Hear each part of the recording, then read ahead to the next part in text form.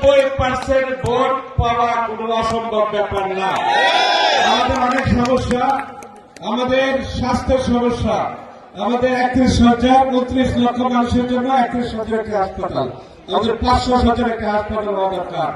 আমাদের ভালো সরকারি শিক্ষা প্রতিষ্ঠান নাই, ভালো সরকারি শিক্ষা প্রতিষ্ঠান হওয়া দরকার। আমাদের রাস্তাঘাট যে পরিমাণ ভারী যানবাহন চলে, সেই পরিমাণ ভারী যানবাহন চলার মতো রাস্তাঘাট সত্যিকার অর্থে নাই। ভারী যানবাহনের উপযোগী শিল্প প্রতিষ্ঠানের গাড়ি চলার মতো উপযোগী রাস্তাঘাট কিন্তু আমাদের শ্রীপুরে নাই। কাজে আমাদের শ্রীপুরের রাস্তাঘাটের গুণগত মানসম্মত উন্নত রাস্তাঘাট আমাদের করতে হবে। কারিগরি শিক্ষার উন্নয়ন, তিনি আইটি সেক্টরের উন্নয়নের মাধ্যমে এই যুব সমাজকে তিনি উন্নতির শিখরে নিয়ে যাবেন, তাদের কর্মসংস্থানের ব্যবস্থা করবেন।